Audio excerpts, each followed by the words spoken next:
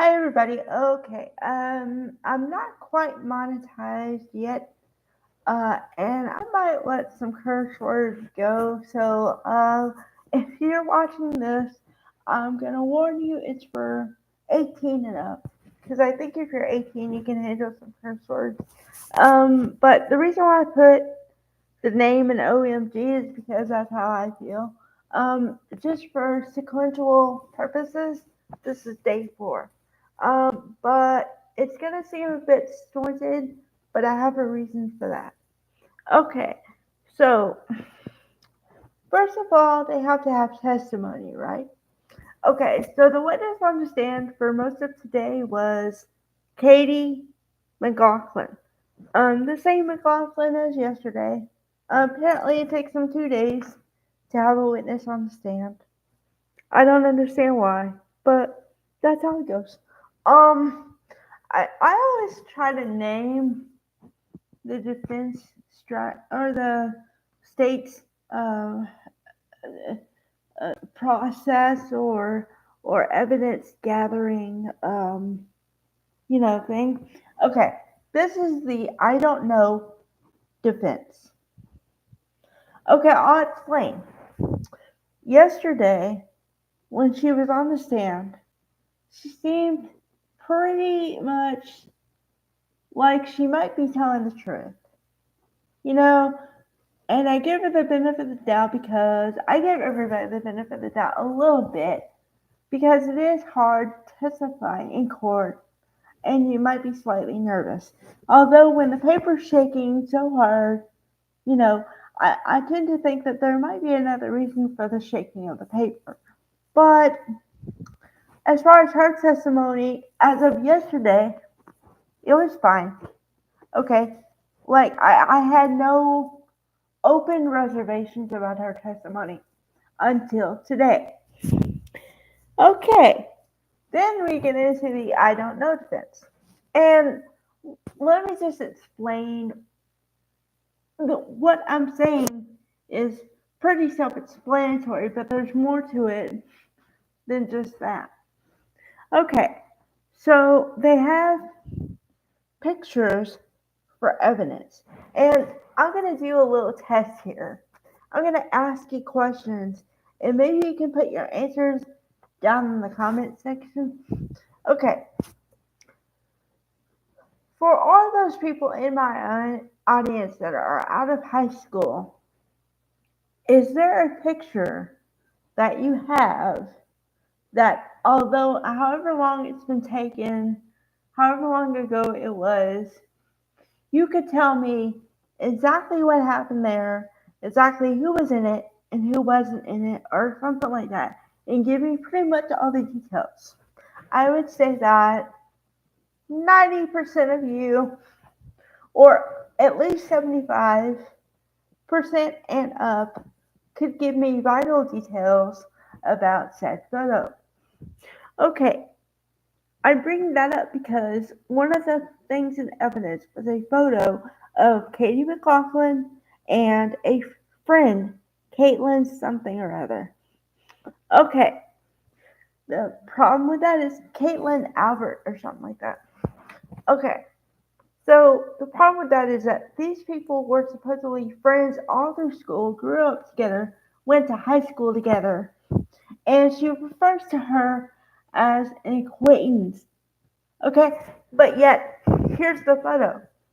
They're posing in bikinis next to a bar situation. Okay, now, let me tell you something. This is personal experience for me. Not experience, but like what I would do in a personal situation, whatever.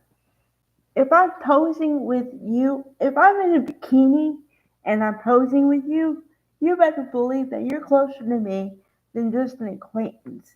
Okay? Because you ever hear of like boundaries, lines?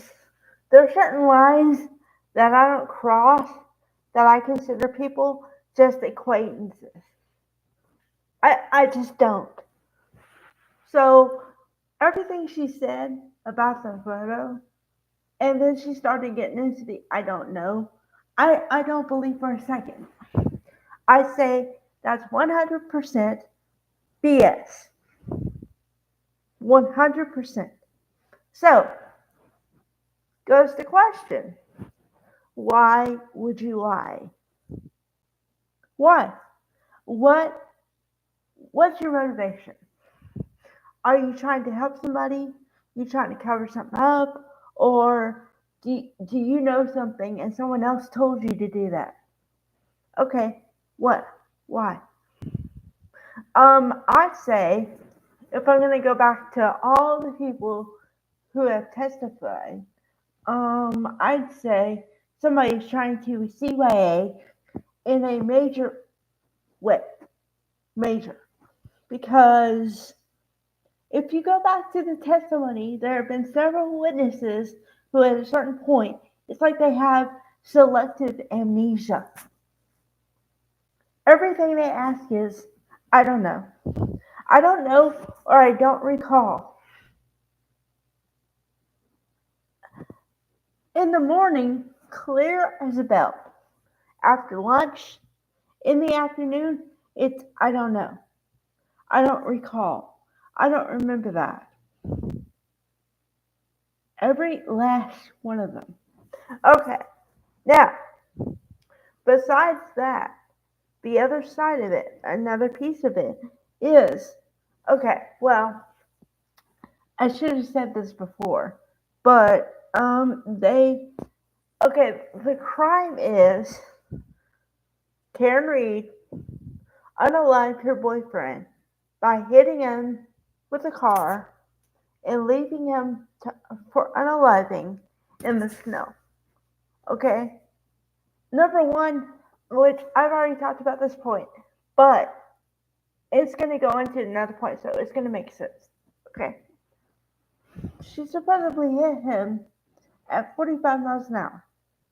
Okay, I don't care who you are. If you hit somebody with a car going 45 miles an hour, you're going to leave a mark on the body. You're going to injure them in some way. Now, remember, they said the body was pristine. Pristine means really clean, not marks, no blood, no nothing. Okay? That's number one, a suspicious fact. Okay? Number two, uh, well, supposedly the only, I don't know, um, damage to her car was a tail light. Now, the tail light is usually red, the outside covering thing, red. Okay, when you break it, it shows white through it. That's not what they said in the other testimony. So there's something wrong with that.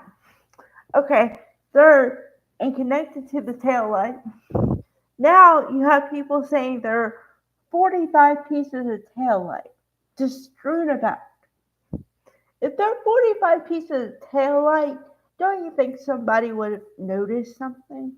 Would have seen the shards of glass on the ground or something? Once again, I know I've said this before.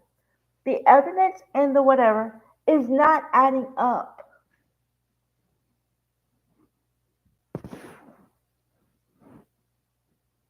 Oh, and then today, here's why it's disjointed. Because in the morning they have the testimony, and in the afternoon they have the view, which is where they take the jury to a spot for them to see for themselves XYZ. Okay? The reason why they can't uh, take that is because you might be able to recognize the jury. And jury um, stuff, jury duty, is supposed to be anonymous. So that's why. Um, but if they come back and give any testimony or anything I can use, I'll come back later with another video and detail that. Okay. Yeah, but Thanks for watching, everybody.